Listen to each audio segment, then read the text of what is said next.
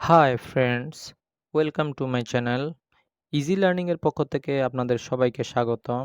যারা সাবস্ক্রাইব করেননি তাদেরকে সাবস্ক্রাইব করার অনুরোধ রইল। Welcome to easy learning. আসসালামু আলাইকুম ওরহমতুল্লাহ বরকাতু।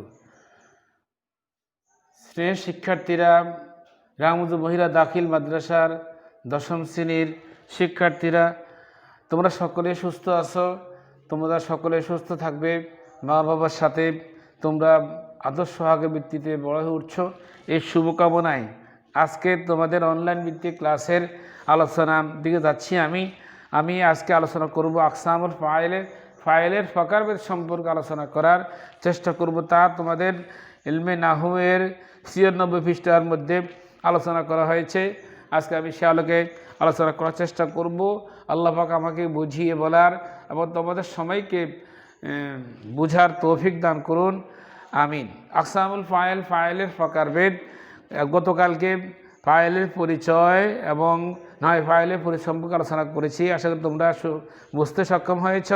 আজকে হচ্ছে আকসামুল ফাইলের প্রকারভেদ সম্পর্কে আমি আলোচনা করার চেষ্টা করব, আমিন। আল্লাহ পাক তৌফিক দান করুন।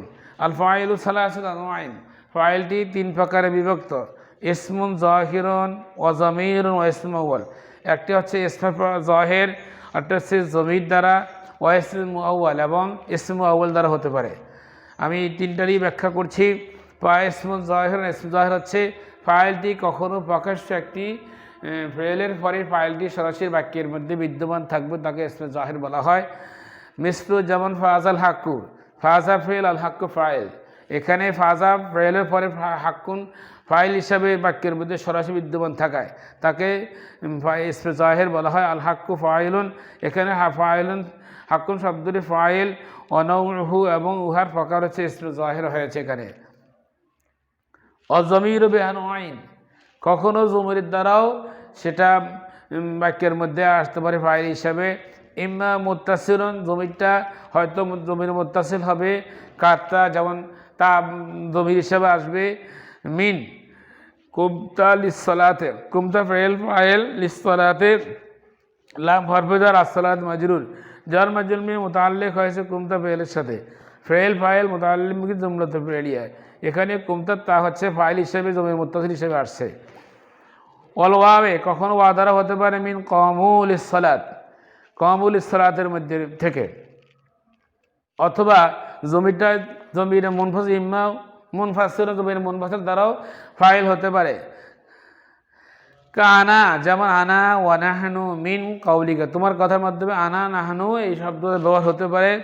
মা কামা ইল্লা আনা, মা কামা ইল্লা আনা, এখানে আনা শব্দটা ফাইল হিসেবে গণ্য করা হয়েছে। ওয়া ইন্নামা কামা নাহনু, এখানে নাহনু শব্দটা নাহনুকে ফাইল হিসেবে গণ্য করা হয়েছে। ওয়াইম মুস্তাতিরুন, জমিরটা কখনো ফাইলটা কখনো জমির মুস্তাতির হিসাবে আসতে পারে।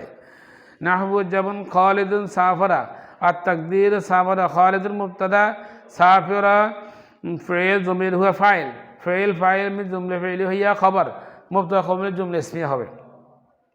ওয়াইম্মা, হয়তো ফাইলটা আইয়াকুন ইসমান মুআওয়ালান, কখনো কখনো একটি ইসমকে তাওবিল করে সে তাকে ফাইল হিসেবে গণ্য করা হবে।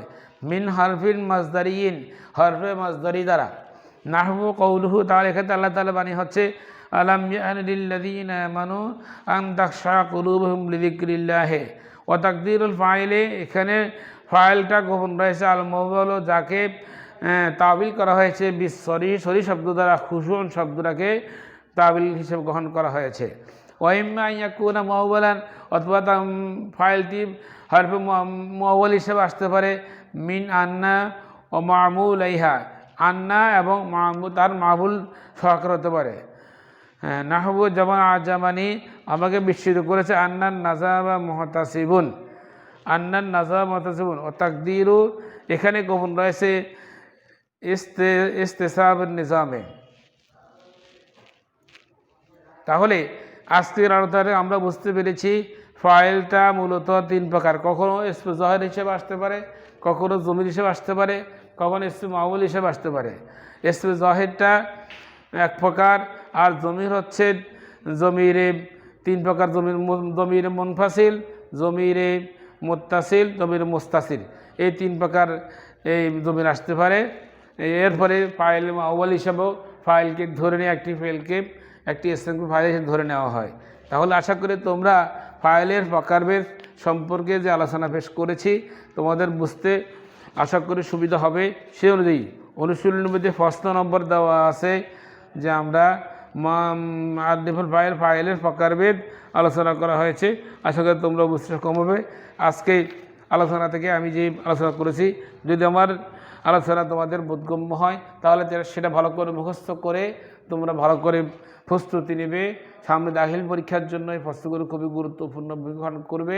আল্লাহ বাবা তোমাদের সকলকে সুস্থ রাখুন, নিরাপদে রাখুন, মা বাবার সাথে আদর্শ নিয়ে বেঁচে থাকবে এবং তোমরা সকলে সুস্থ হয়ে ভালো থাকার চেষ্টা করবে। আল্লাহ পাক তৌফিক দান করুন। ওমা আলাইহিল বালাগ ওমা তৌফিক ইল্লা বিল্লাহ। আসসালামু আলাইকুম ওয়া রাহমাতুল্লাহ। ধন্যবাদ এই পর্যন্ত আমাদের ভিডিওটি দেখার জন্য। Please subscribe my channel and don't forget to hit the bell button. Subscribe করে পাশে থাকা বেল বাটনটি অন করতে ভুলবেন না। যারা সাবস্ক্রাইব করেছেন তাদেরকে ধন্যবাদ।